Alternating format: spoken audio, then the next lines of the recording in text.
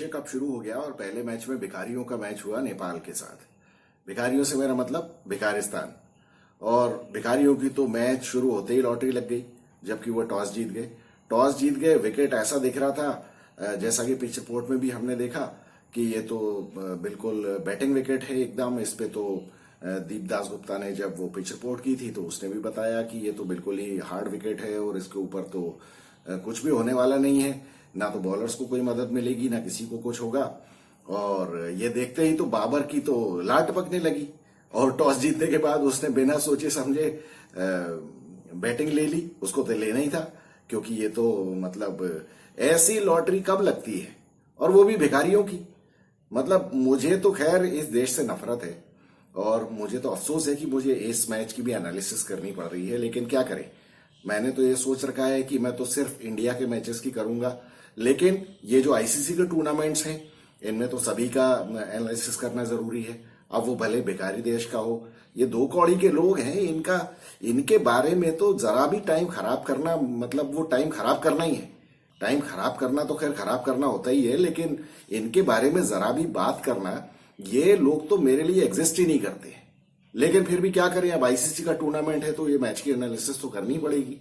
नालायकों ने टॉस जीत लिया और उसके बाद ये तो इनकी ऐसी लाट टपक रही थी कि बस आज तो ये 500 रन बना देंगे। लेकिन ओपनर्स को तो समझ में नहीं आ रहा था। इधर मुझे बड़ा दुख हुआ जो ये नेपाल इस तरह से मैच हार गई। हालांकि मुझे दुख इसलिए नहीं हुआ कि वो नेपाल मैच हार गई, लेकिन वो मतलब दुख इसलिए है कि बेसिकली वो बेचारे बच्चे हैं, अभी उन्होंने कुछ खेला नहीं है। अभी उनके किसी भी इस तरह की टीम के साथ उनका मैच नहीं हुआ है। आज ये समझ लीजिए कि ओडीआई में भले उन्होंने पहले मैचेस खेले हों, लेकिन वो सारे एसोसिएट मैचेस एसोसिएट नेशंस के साथ थे। और आज एक ढंग की टीम से, जो टॉप 6 की टीम्स हैं वर्ल्ड में, उसमें एक टीम से मैच हुआ और वो भी कसाईयों के साथ मैच हो गया। तो अब क्या करें, एक्सपीरियंस की कमी साफ ही नजर आ रही थी। हालांकि मैं ये कहूंगा कि जो उनका रोहित, जो उनका कप्तान था नेपाल का, उसने हमारे रोहित शर्मा से ज्यादा अच्छी कप्तानी की शुरू के कम से कम 30 ओवर तक। उसके बाद एक्सपीरियंस की कमी की वजह से वो थोड़ा सा मार खा गया। और एक तो सबसे बड़ी कमी तो ये थी कि नेपाल के बॉलर्स जो हैं, अब वो उनकी सबकी स्पीड 125, 130 इस तरह की स्पीड थी उनकी। तो अब इस स्पीड में पाकिस्तान के बल्लेबाजों को क्या परेशानी होने वाली थी। और वो तो बिल्कुल लूटने के मूड में आए थे। हालांकि फकर जमान तो बिल्कुल ही आउट ऑफ टच लग रहा था। इमाम उल हक जो है वो तो अभी ये जो श्रीलंका में अफगानिस्तान के साथ 3 मैचेस की सीरीज थी, उसमें मैन ऑफ द मैच था। खूब रन उसने पीटे वहां, लेकिन उसके बावजूद भी वो बिल्कुल ही आउट ऑफ टच लग रहा था। उसको समझ में नहीं आ रहा था कि क्या करे, और दोनों 10-15 रन के ऊपर ही दोनों आउट हो गए। लेकिन उसके बाद फिर आ गया अपना ये बाबर आजम ने तो खूब खीर खाई आज। खूब खीर खाने को मिली बाबर आजम को। तो हालांकि 55 रन के ऊपर उसका कैच छूटा, और मेरे हिसाब से तो जब कैच छूटता है और वो भी हाथ का कैच इस तरह से, तो मेरे हिसाब से तो बैट्समैन वहीं आउट है। लेकिन अब ठीक है, अब कहने को तो रिकॉर्ड में 150 रन बना दिए उसने। और कुल मिला के अगर वो इफ्तिखार अहमद अगर उसने आके अगर थोड़ा सा फास्ट बैटिंग नहीं की होती तो बाबर आजम भी फंसा फंसा हुआ ही खेल रहा था।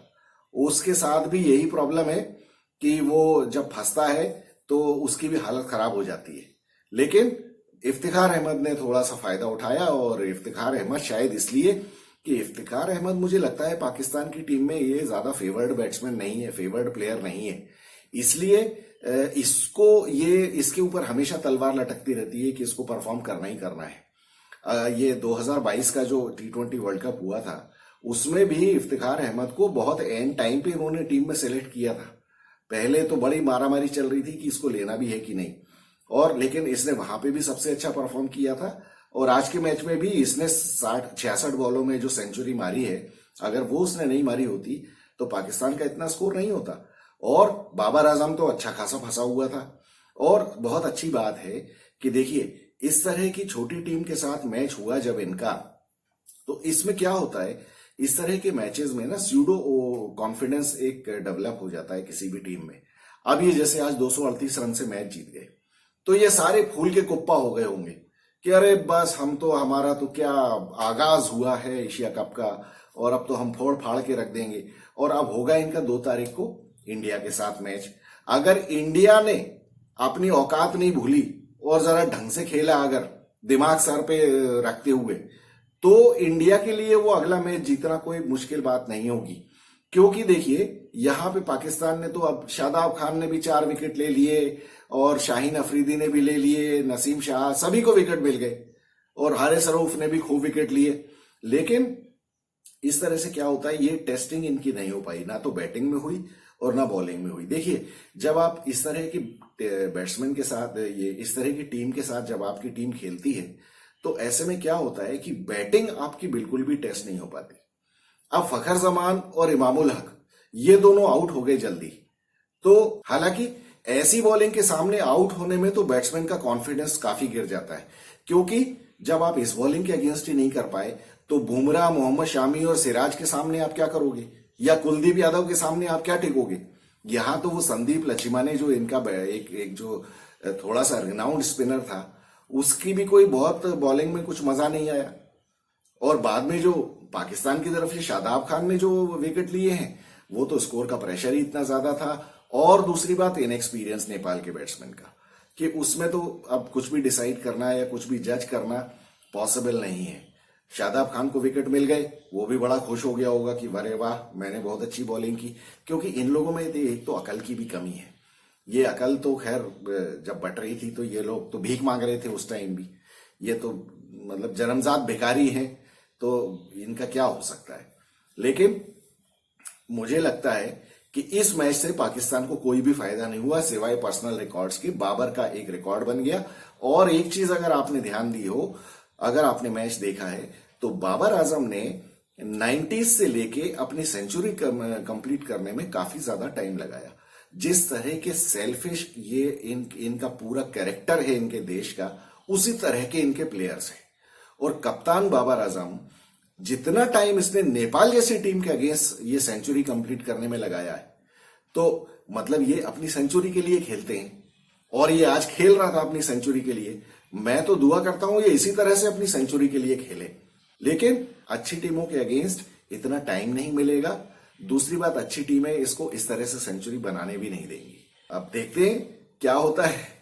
मुझे तो लगता है कि आज के मैच से पाकिस्तान को एक फालतू का कॉन्फिडेंस मिल गया है, जबकि ये और कुछ इस मैच का फायदा नहीं है, ना तो बॉलिंग में ना बैटिंग में। और नेपाल का तो मैं खैर नेपाल की मैं तारीफ करूंगा कि उन्होंने पहले 30 ओवर तक तो बहुत अच्छी बॉलिंग की। हालांकि फील्डिंग में इन लोगों ने बहुत गड़बड़ कर दी, क्योंकि 7-8 तो हाथ के चौके निकाल दिए इन्होंने। अब हालांकि इतना बड़ा स्कोर था कि 7-8 चौके से भी 32-35 रन ही होते हैं, उसमें भी कोई बड़ी बात नहीं है। लेकिन ये थोड़ा सा इनएक्सपीरियंस है। लेकिन मुझे एक चीज काफी अच्छी ये लगी कि वो सिचुएशन से ओवरवेल्म नहीं हुए। उनका एशिया कप में पहला मैच था, वो भी पाकिस्तान जैसी सो कॉल्ड बड़ी टीम के साथ मैच था, लेकिन वो उसमें टेंशन में नहीं दिखे। वो अच्छे खासे काम दिख रहे थे। कोई ऐसा कुछ गड़बड़ उनके मैनर ऑफ बिहेवियर से नहीं लग रही थी। लेकिन जो इनएक्सपीरियंस है वो साफ पता चल रहा था कि उनके कप्तान ने शुरू के 30 ओवर तक तो ठीक किया, लेकिन मुझे लगता है कि उसमें भी पहले इसने अपने फास्ट बॉलर्स को बहुत जल्दी चेंज कर दिया।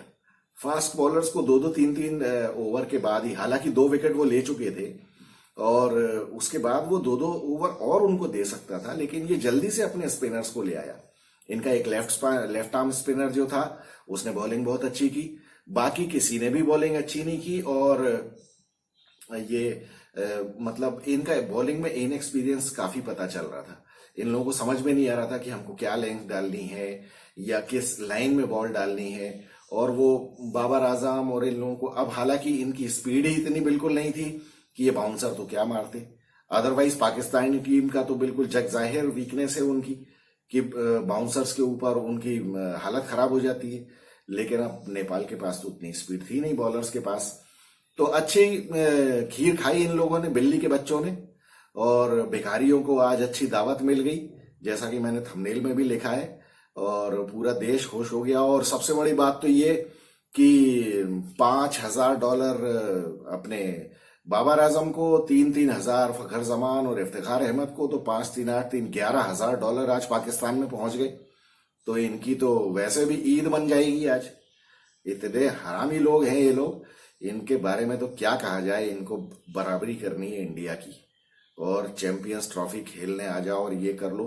और इन लोगों को अभी तक पता नहीं है कि चैंपियंस ट्रॉफी खेलने इंडिया नहीं जाएगा और चैंपियंस ट्रॉफी पाकिस्तान में होगी भी नहीं। ये अगर कोई पाकिस्तानी सुन रहा है तो अभी आज ही लिख के रख लो इस बात को कि इंडिया तो जाने का सवाल ही नहीं है और चैंपियंस ट्रॉफी भी तुम्हारे यहाँ नहीं होगी। ये तो हम इंश्योर कर ही लेंगे। तो खैर, नेपाल को मेरी तरफ से बहुत बहुत बधाई। नेपाल ने काफी अच्छी कोशिश की और जो कुछ भी है उनके इनएक्सपीरियंस की वजह से आज ये मैच का नतीजा रहा। और पाकिस्तान को इस मैच से कोई फायदा नहीं हुआ। और जो कुछ भी वो सोच रहे हैं कि हमारी इतनी बढ़िया हो गई और बैटिंग में ये और वो, तो ये सब 2 तारीख को पता चल जाएगा। और बाकी ये है कि मुझे ऐसा लगता है कि ये नेपाल की टीम, देखिए अब आज तो उनका पहला ही मैच था, एक ढंग का इंटरनेशनल मैच। इस तरह की जब 25, 30, 40 मैच जब ये खेलेंगे तब इनकी टीम धीरे धीरे डेवलप होगी। बस ये है कि ये लोग कंसिस्टेंट बने रहें और अपने प्लेयर्स का इनफ्लो बना के रखें। तो मैचेस खेलने के लिए या अपने कंट्री में टूर्नामेंट्स होने के लिए या मतलब डोमेस्टिक लेवल पे इनको इम्प्रूव करने की बहुत ज़्यादा ज़रूरत है। बीसीसीआई से इनको हेल्प मांगनी चाहिए और बीसीसीआई डेफिनेटली इनकी हेल्प करेगा। तो मेरी तो शुभकामनाएं हैं नेपाल की टीम के साथ। और पाकिस्तान, तुमको तो हम देख लेंगे। अभी आ जाओ 2 तारीख को, देखते हैं क्या होता है। तो मिलेंगे अपन कल के मैच के बाद, श्रीलंका और बांग्लादेश के मैच के बाद। This is Vikas Saxena, the biased journalist. Thank you so much.